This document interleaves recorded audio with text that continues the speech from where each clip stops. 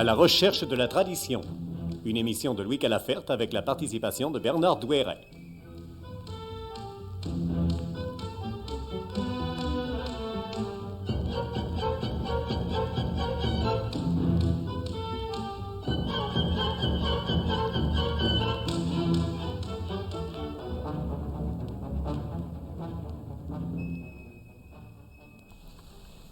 Eh bien, messieurs, bonjour et bonjour à nos auditeurs du dimanche. Nous avons commencé avec notre invité, M. Dexmier, un petit tour d'horizon sur les romantiques allemands. Nous avons plus particulièrement parlé la semaine dernière de Novalis. Et bien entendu, c'est notre ami Dexmier qui est chaque semaine sur la sellette, n'est-ce pas, mon cher Douairet? Eh oui. Nous allons une fois encore lui poser des questions à propos de Novalis, puisque nous n'avons pas bouclé la boucle autour de ce grand poète allemand. Et je crois que nous avons signalé d'ailleurs la semaine dernière qu'il y avait une sorte de regain autour de son nom, puisque les poèmes de Novalis sont édités dans des collections excessivement populaires. Je m'abstiendrai de faire ici de la publicité comme il se doit. Bon, Douairet, si vous voulez, nous allons entamer notre trilogue, si l'on peut dire ainsi. C'est peut-être un mot nouveau. On aura au moins fait quelque chose de nouveau dans cette émission. Cela dit, sans vouloir vous porter ombrage. Et non, il faut dire qu'il y a un petit peu le printemps avec nous. Enfin, on est content, quoi. Alors, Novalis, bon, soyons sérieux, car Novalis, c'est la poésie, mais c'est aussi le printemps dans un certain sens, puisque le poète étant par excellence l'homme du renouveau. Voilà, eh bien, je crois, mon cher Calaferte, que vous avez c'est dit un cela préambule. excellemment. Oui. Excellemment. Je pense que... Merci. Je pense, mon cher monsieur Dexmier, qu'il serait peut-être utile, avant d'entrer dans le vif de notre émission d'aujourd'hui, de rappeler, mais très brièvement, ce que nous avons pu dire la semaine dernière pour des auditeurs éventuels qui prendraient l'écoute et qui n'auraient pas entendu la première émission. C'est ça. Et la semaine dernière, eh bien, mon Dieu, il s'agissait surtout de retracer rapidement les grands traits de la biographie de Novalis. Oui, c'est ça. C'est ça. Eh bien, Novalis était... Nous avons rappelé qu'il était né en 1772 et le trait peut-être essentiel de son éducation, c'est cette éducation piétiste qu'il a reçue de ses parents qui faisaient partie de la communauté de Herrnhut, une filiale d'une communauté dépendante de la communauté piétiste de Herrnhut. Je pense que le piétisme est une notion suffisamment connue pour qu'il ne soit pas la peine d'y revenir. Oui, j'aimerais toutefois, je m'excuse, M. Desmier, de vous interrompre, j'aimerais toutefois, si vous le pouvez, qu'on essaye de dégager un petit peu, est-ce que cette première éducation sur Novalis a eu une influence par la suite dans son œuvre, sur sa personnalité très propre? certainement, toute son œuvre dépend, bien entendu, en grande partie de cet élan mystique qui était celui de la communauté piétiste. C'est ça, ce serait vous savez que le piétisme, enfin pour le résumer en deux mots, sans avoir l'intention d'aller très loin, le piétisme était une tentative pour remettre dans le protestantisme un petit peu desséché, remettre une certaine vie, un certain mysticisme, une communauté directe entre l'individu et son créateur. C'est ça. Et toute l'œuvre de Novalis, on ne peut pas la détacher de ce mysticisme, bien entendu. Voilà. Donc c'est vraiment le fond de son terroir spirituel et intellectuel. Tout à fait. Bon, donc voilà un premier événement qui a été, disons-le, capital dans la formation de Novalis. Oui. Un autre élément qui serait peut-être bon de mettre en valeur, c'est sa carrière d'ingénieur, cet esprit méthodique qu'il a manifesté. Donc il y a à la fois, ce n'est pas... Quand nous disons qu'il est mystique, ce n'est pas dire que c'est un esprit vague, au contraire, c'est un esprit extrêmement précis. C'est pas un illuminé, quoi. Absolument pas. Absolument pas. Il cherche peut-être l'illumination, mais par des voies extrêmement méthodiques. Il dirait que la poésie est un moyen absolument précis, concret, pour atteindre à cet univers qu'il recherche. Et puisque j'ai dit tout à l'heure que Novalis semblait être en faveur de nouveau de nos jours, j'aimerais, Monsieur Dexmier, pour ceux qui n'ont pas lu Novalis ou qui veulent le relire, j'aimerais, si vous le pouvez, que vous nous indiquiez si véritablement ce parallélisme entre un esprit, disons, enfin, une tendance d'esprit méthodique, rationnel, et cette recherche, peut-être, avez-vous dit, de l'illuminisme, se rencontre dans l'œuvre de Novalis. Ah, mais tout à fait, et notamment dans son grand roman, qui est le roman Heinrich von Afterdingen, Henri d'Afterdingen, qui était ce ménestrel du Moyen-Âge, ménestrel légendaire du tournoi de la Wartburg, si je me souviens bien, et Par ailleurs, bien entendu, il y a les hymnes à la nuit, il y a les disciples à Saïs. Mais enfin, je crois que l'essentiel pour connaître la pensée de Novalis, pour s'initier à la pensée de Novalis, je pense que l'essentiel est tout de même ce roman, Heinrich von Hofdadingen. Oui. Bon, je vous posais la question, je m'excuse, je vous posais la question parce que il est évident que, enfin, dans le cadre de cette émission, Recherche de la tradition, nous avons surtout avec Bernard Douéret le souci de dégager, si vous voulez, le côté, enfin, disons ésotérique, puisqu'il faut bien se servir d'un mot. Est-ce qu'on peut peut-être comparer cette espèce de substance rationnelle de l'œuvre de Novalis avec, par exemple, ça n'est qu'un exemple, enfin, est-ce que la filiation est possible avec Dante, par exemple, dans lequel on trouve aussi, Dante n'était pas ingénieur, mais dans lequel on trouve aussi cette volonté de structuration presque mathématique, enfin carrément mathématique d'ailleurs. Je connais fort mal Dante, mais je pense que c'est tout à fait possible que, du moins cet élément méthodique n'est pas contestable dans la pensée de Novalis. Je pense que vous pouvez très bien le rapprocher de Dante, en effet. Parce que cet élément, enfin, qui nous paraît à nous, dans le cadre de cette émission, une fois encore, qui nous paraît à nous important dans la mesure où ça n'est pas une mathématique pure, bien entendu, ça n'est pas de la mathématique appliquée systématiquement, mais il y a, enfin, une fois encore, on prononce le mot d'ésotérisme, qui est un petit peu prétentieux, mais une fois encore, il y a chez Dante, par exemple, la recherche de cette mathématique dans le cadre, au fond, d'une conscience... comment dirais-je, mathématisé de l'univers cosmogonique, en quelque sorte. Est-ce que c'est le cas aussi pour Novalis, puisque vous le connaissez?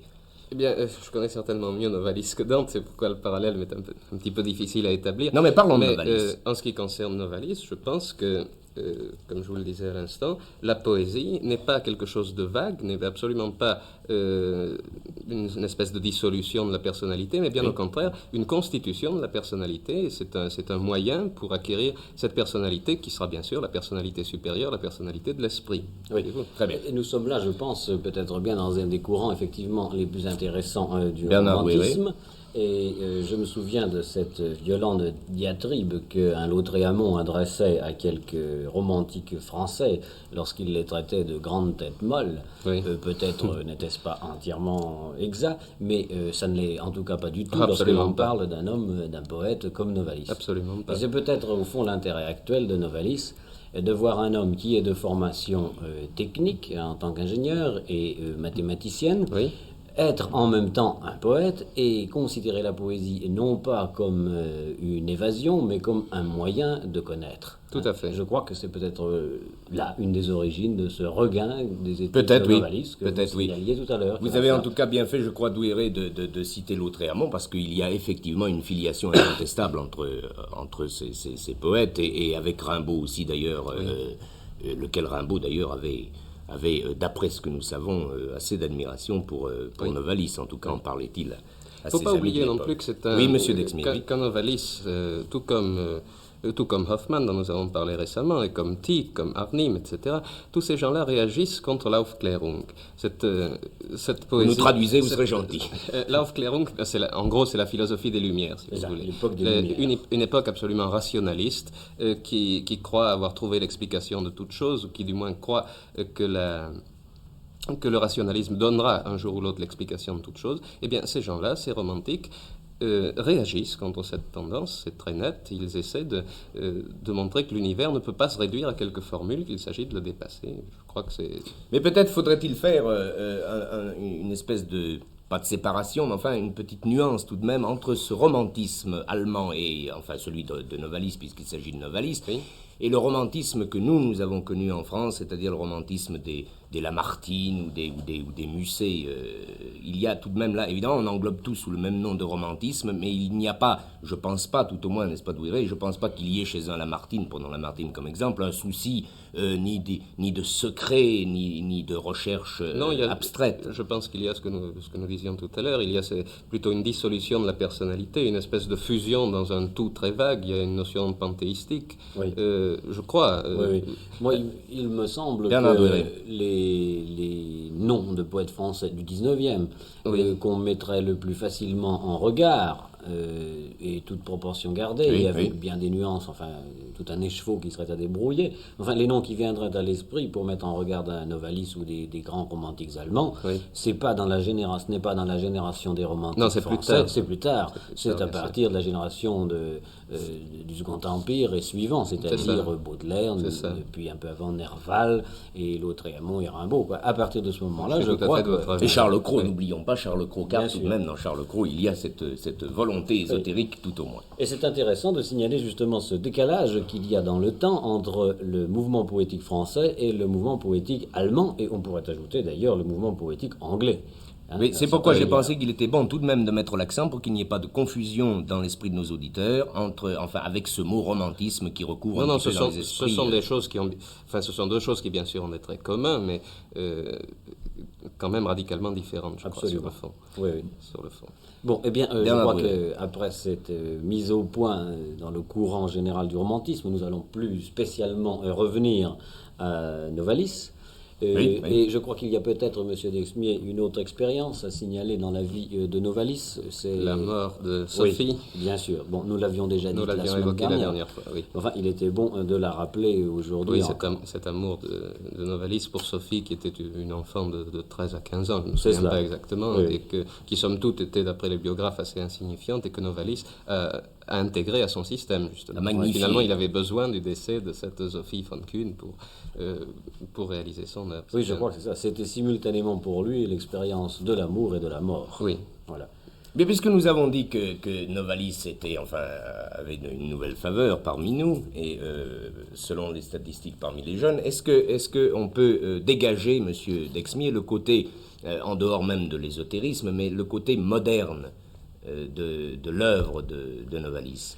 Est-ce que ça vous est possible? C'est assez difficile, je On vous met crois. un petit peu au supplice. Non, pas du tout. Pas du tout, je fais ce que je peux. Je crois que c'est possible dans la mesure où Novalis insiste sur le caractère disharmonique, sur le caractère déchiré de l'humanité. Oui. Et ma foi, l'humanité de l'époque de Novalis et l'humanité de nos jours, dans le fond, n'est pas foncièrement différente. Et dans la mesure où il considère cette humanité comme un état transitoire qui doit être dépassé, en ce sens, puisque, à ma connaissance, il n'est toujours pas dépassé, et Novalis est toujours un poète moderne.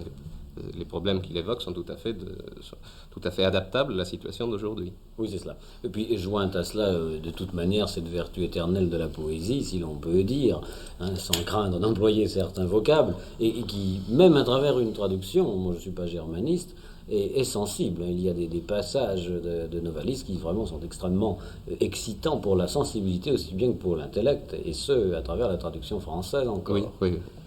Bon, eh bien, nous pourrions peut-être maintenant parler de Heinrich von Ofterdingen, ce grand roman de la Novalis. formation, en quelque sorte, hein, je crois, Oui, de Novalis. Monsieur Dexmier. Je le choisirai pour deux raisons. Pour la première, c'est que c'est de Novalis l'œuvre que je connais le mieux.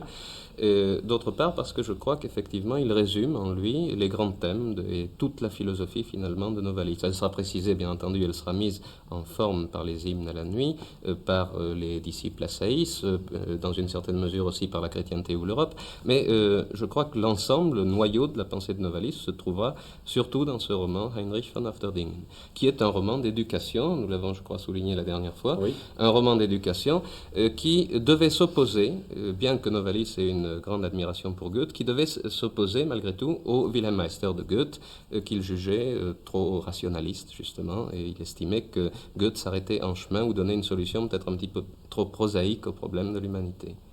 Donc Heinrich von Ofterdingen tentera, parce qu'il ne faut pas oublier non plus que c'est un roman inachevé, nous en possédons donc la première partie, qui s'appelle L'attente, et la deuxième partie devait être l'accomplissement. Donc c'est un roman inachevé, il n'y a juste que quelques notes de Novalis. Tieck, il avait chargé son ami Tieck de le terminer. Tieck a jugé que c'était du sacrilège. Oui, c'est un peu délicat. Et, quoi qu'il en soit, nous n'avons que la première partie de ce roman, donc nous avons en quelque sorte les termes du problème qui auraient trouvé leur solution si Novalis avait vécu plus vieux. Quel retentissement à son époque de ce roman? Vous me collez, là, je ne sais pas exactement dans quelle mesure ce roman a été apprécié des contemporains. Il a très certainement été par ses amis les plus directs, comme Tieck. Oui. Je pense qu'il a eu un certain retentissement, mais me demander exactement quel retentissement, je ne saurais pas vous dire. Et je voulais Bernard vous demander, Douéret. Monsieur Dexmier, est-ce que c'est une œuvre des débuts de Novalis ou bien une œuvre déjà... Enfin, Ah non, non, c'est au contraire, vous voyez, il n'a pas été achevé, il l'a Oui. écrit, je crois, dans les 3 années qui ont précédé sa mort. Oui, il faut rappeler, oui, je m'excuse, il faut rappeler que Novalis est mort tout de même. Il est très mort jeune. physique, il est mort il avait 29 ans, je crois. 29 ou 30 ans, oui. Oui, il est tout de même assez surprenant, et d'ailleurs avec Bernard Douéret, au cours des émissions auxquelles vous n'avez pas participé, Monsieur Dexmier, nous nous sommes souvent mutuellement posé la question suivante: comment se fait-il que, je pense que vous n'allez pas éclairer le problème, mais enfin je pense que aussi que la question est bonne à soulever, comment se fait-il que des gens d'un âge tout de même, enfin, qui n'est pas celui de la maturité, aussi jeune, aient pu avoir à la fois ces, disons, ces connaissances, ou tout au moins ces perceptions de connaissances, et écrire une œuvre qui contient, enfin qui contient en substance ces connaissances, qui nous laisse, nous, un petit peu, disons-le, perplexes dans la mesure précisément où on a l'impression que ces connaissances secrètes sont difficiles à découvrir pour nous, hommes d'aujourd'hui, et ces gens-là meurent à 29 ans avec cette somme de connaissances, avec une œuvre derrière eux tout de même. Moi, j'aurais une explication très simple à ça, je Oui. vaut ce qu'elle vaut, mais je crois que c'est simplement parce que lorsqu'on est jeune, on sent les problèmes de manière beaucoup plus aiguë, beaucoup plus poétique, puisqu'il s'agit de poètes.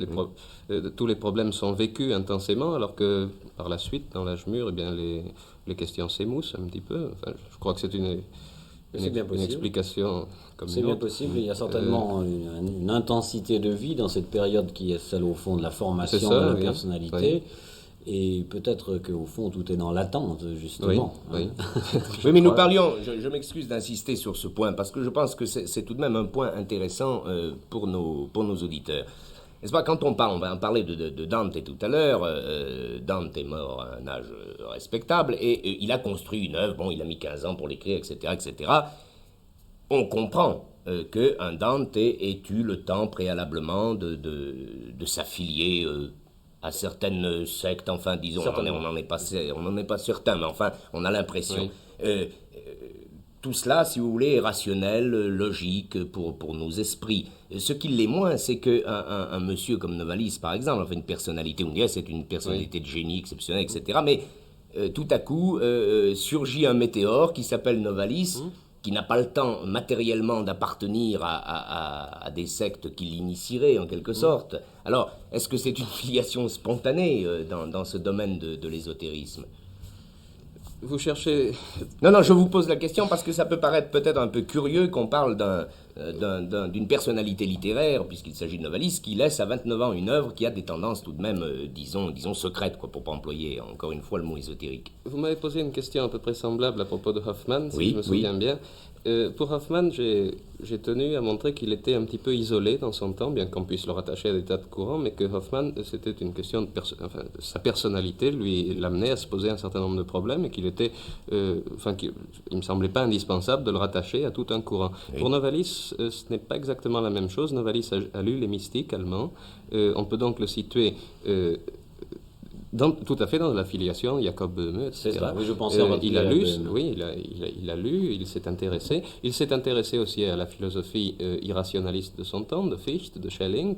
Et donc, vous voyez, on peut le rattacher à des tas de mouvements. Ce n'est pas parce qu'il est mort à 30 ans qu'il n'a pas eu le temps de lire et de se pénétrer de toute cette tendance mystique. Oui. Bernard Douéret. Moi, j'accorderais d'ailleurs, puisqu'il s'agit d'un poète, j'accorderais une faveur toute particulière à cet état de poésie dont Novalis lui-même disait qu'il fallait le vivre le plus constamment possible.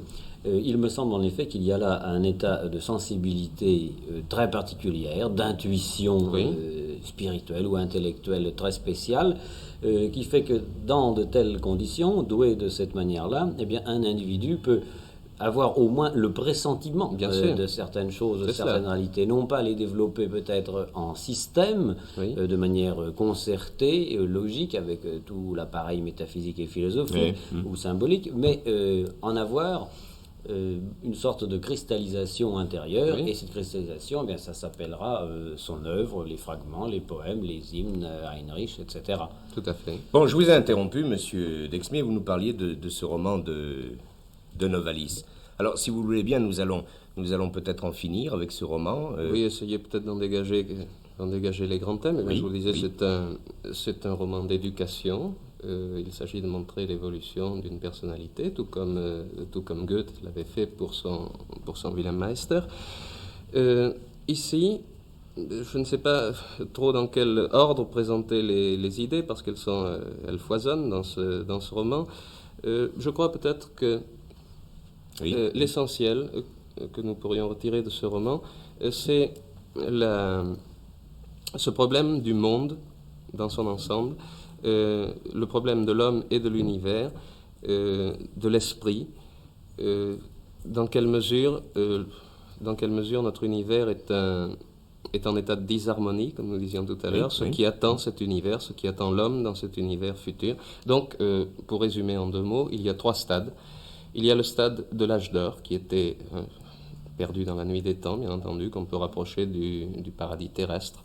Et à cette époque, la conscience, l'esprit en général, était totalement indifférencié, et néanmoins, c'était le chaos, mais c'était un chaos harmonique.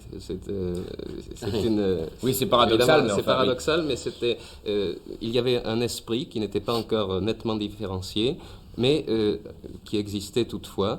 Une tentative d'élévation, ça nous fait peut-être un petit peu sourire aujourd'hui, mais les montagnes, pour Novalis, vous voyez, ce sont des astres inachevés. Oui. Les montagnes, si elles se sont élevées, c'était pour devenir des étoiles. D'autre part... Il faut peut-être voir cela de manière symbolique aussi. Bien sûr, c'est symbolique, mais enfin, c'est un système quand même assez cohérent. Vous voyez, il y a un esprit qui cherche à se différencier en de multiples formes, qui s'est différencié par la suite, et c'est ça qui a donné le chaos actuel, en règne minéral, en règne végétal, en règne humain. Donc ces différents règnes, au départ, étaient unis, indifférenciés mais unis, participant à une certaine harmonie. Dans le monde actuel, ils se sont séparés, un petit peu par la faute de l'homme, qui n'a pas su comprendre, qui lui aurait été le grand organisateur, qui n'a pas su l'être, finalement. On trouve la notion de péché là, qui nous est chère. Mais il ne faut pas oublier que Novalis est un chrétien. C'est un chrétien très convaincu même. Et les 5e et 6e hymnes à la nuit sont une apologie du christianisme. Oui, absolument. Il y a également des poèmes à Marie, c'est ce que j'allais dire. Oui. Bien sûr. Je crois qu'on peut très facilement comparer cet âge d'or primitif, on peut très bien le comparer avec le paradis terrestre. Il y a une analogie certaine. Et alors donc, dans notre époque actuelle, ce monde se trouve maintenant dans un état de chaos, d'un chaos cette fois inconscient. Pourquoi les choses sont-elles venues là? C'est parce que le mécanisme de l'habitude s'est installé. Il n'y a plus de tentative de spiritualisation des actes. Tout est devenu mécanique, aussi bien dans les règnes minéraux et végétaux que dans le règne humain. Et ce que doit souhaiter donc ce que l'on doit souhaiter, c'est la venue d'un nouvel âge d'or, où cette fois, l'état de chaos primitif serait restauré, mais serait restauré à travers la conscience. Ce serait un chaos, encore une fois, mais un chaos vu à travers la conscience, à travers l'esprit, et l'esprit, on peut l'appeler Dieu, c'est Dieu pour Novalis, je crois, l'esprit suprême, ou c'est le Dieu peut-être de Platon, le monde des esprits. Oui, incontestablement, là, et nos auditeurs certainement s'en sont rendus compte, nous nous retrouvons dans des terrains familiers. Qui doivent leur être familiers, je pense, oui. Absolument. Nous avons eu souvent à débattre ou à présenter des cosmogonies, et elles sont presque toujours, en effet, de ce type. Il y a toutefois cette nuance d'originalité chez Novalis, de ce débat, en quelque sorte, entre l'esprit et la matière. Alors la matière a sa force d'inertie, cette force mécanique qui lutte contre l'esprit, bien entendu. C'est cela. Il y a un troisième, il y a un point qui est tout de même essentiel, c'est comment accéder à cet âge d'or, parce que Novalis croit que l'on peut accéder à cet âge d'or, et on y accédera bien par le biais de la poésie. C'est le poète qui lui... Je m'excuse, monsieur Desmet, de vous couper, il y croit absolument. Il y croit. C'est symbolique une fois encore. Non, là je suis persuadé que Novalis y croit. C'est dans cette mesure qu'il est mystique et qu'il est très différent de Hoffmann. À mon avis, comme je vous l'ai dit, Hoffmann n'y croyait pas. C'était une façade, c'était un moyen de s'en sortir un petit peu. Tandis que pour Novalis, c'est une croyance profonde.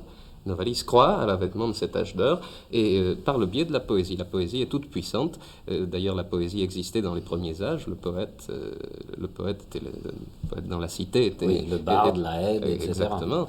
Et ce poète de nos jours doit retrouver, alors on rejoint ce que nous disions tout à l'heure au début, la poésie ne doit pas être un art de dissolution de la personnalité, mais quelque chose d'extrêmement, une recherche méthodique, systématique de la puissance du verbe, et c'est par cette puissance du verbe que l'on accédera à cet âge d'or, que la spiritualité renaîtra, que le monde sera transformé, retrouvera l'âge d'or et la spiritualité originelle.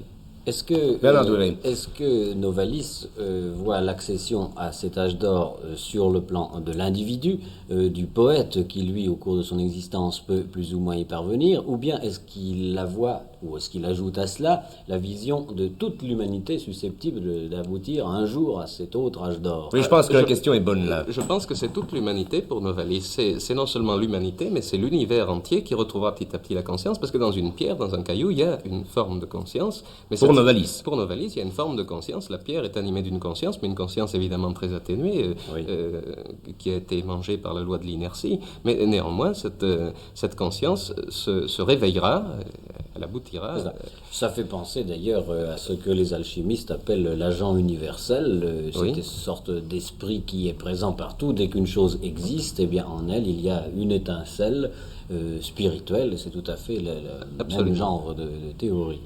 En avait-il conscience? Là, je vous repose encore une question. Est-ce que Novalis, est-ce qu'on peut dire, parce que je vous pose des questions un petit peu difficiles, est-ce qu'on peut dire que Novalis... Elles sont peut-être, on pourrait très bien y répondre, seulement sans préparation, c'est quelquefois un petit peu déroutant. Oui, c'est une espèce de... non, c'est-à-dire, nous cherchons à rapprocher le plus possible cette espèce de littérature qui nous intéresse là, et Novalis en particulier, avec tout de même cette tradition que nous ne voulons absolument pas perdre de vue, et nous estimons que Novalis entre dans le cadre de cette tradition-là. C'est pourquoi je vous posais la question, mais sans doute est-il difficile d'y répondre. Est-ce que Novalis avait parfaitement...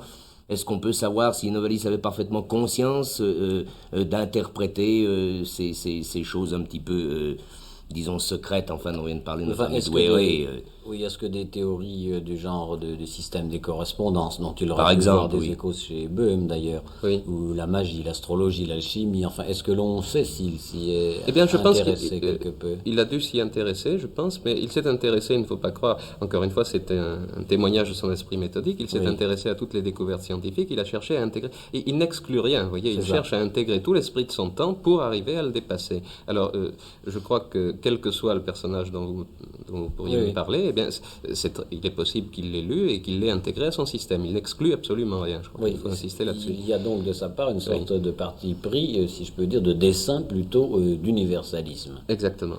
Est-ce que nous avons, ça va être peut-être, je pense, la dernière question que nous allons aborder dans cette émission, est-ce que nous avons des traces qui nous laissent connaître à peu près ses lectures ou ses connaissances? Eh bien, je vous l'ai dit tout à l'heure, il a lu les mystiques allemands, il a lu les philosophes. Au départ, d'ailleurs, il voulait faire un système philosophique. C'est par la suite qu'il a découvert la puissance de la poésie,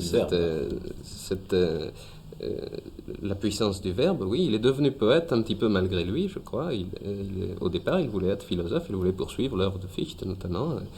Ce problème des rapports de l'univers qui ne serait qu'une projection du moi, etc. Tout ça, c'est repris par Novalis, et il voulait en faire un système poétique, un système philosophique plus tout à fait cohérent, et c'est par la suite qu'il a trouvé que finalement, c'était par la poésie qu'on y arrivait le mieux. Par le biais de la poésie, cette espèce de jet, oui. La poésie ayant en quelque sorte un pouvoir créateur, de propulsion en quelque sorte de l'homme et de l'humanité dans ce monde futur vers lequel normalement elle devrait accéder. Alors que la philosophie, évidemment, restant plus rationnelle et plus froide et plus inerte elle aussi. Oui, c'est ça. Est-ce que vous voyez, Monsieur Dexmier, d'autres points particuliers pour terminer sur Heinrich von Hofstadingen? Oui, pour aujourd'hui, puisque nous allons clore sur ce roman et nous parlerons la semaine prochaine des poésies proprement dites de Novalis. Non, je ne vois pas de questions particulières à soulever. Il y aurait évidemment beaucoup de choses à... nous laissons de côté. Bien sûr, beaucoup de points de détail à mettre en valeur, c'est évident. Pas. Nous pourrions peut-être envoyer nos auditeurs un ouvrage essentiel. Très volontiers, Monsieur Dexmier, puisque nous... Et je vais en profiter pour rappeler une fois encore à nos auditeurs que nous nous tenons à leur disposition, car cela nous arrive assez fréquemment. Nous nous tenons à leur disposition quand ils nous demandent à quoi se référer du point de vue bibliographique. Eh bien, une fois encore, nous leur répondons chaque fois pour leur donner les titres. Alors, si vous le voulez bien, en ce qui concerne Novalis... en ce qui concerne Novalis et beaucoup d'autres, tous les romantiques, il y a un ouvrage qui fait autorité, c'est l'ouvrage d'Albert Béguin, L'âme romantique et le rêve. qui est un sous-titré Essai sur le romantisme allemand et la poésie française, que l'on trouve à la librairie Joseph Corti, 11 rue de Médicis, à Paris. Voilà. Et d'autre part, si vous permettez, je vous en prie. Les livres de la collection bilingue Aubier sont précédés d'introductions tout à fait remarquables dans lesquelles nos lecteurs pourront trouver des tas de renseignements. Donc, Novalis, Heinrich Dofterdingen, collection Aubier. Bon, alors, Monsieur Dexmier, je vous remercie. Nous donnons évidemment rendez-vous à nos auditeurs la semaine prochaine. Et une fois encore, nous leur répétons que s'il est possible que cela les intéresse particulièrement, une fois encore, nous avons l'occasion de tenir à leur disposition toute une bibliographie concernant soit Novalis, soit les romantiques allemands, comme vous l'avez dit. Messieurs, je vous remercie. À la semaine prochaine et rendez-vous avec nos auditeurs pour Recherche de la tradition.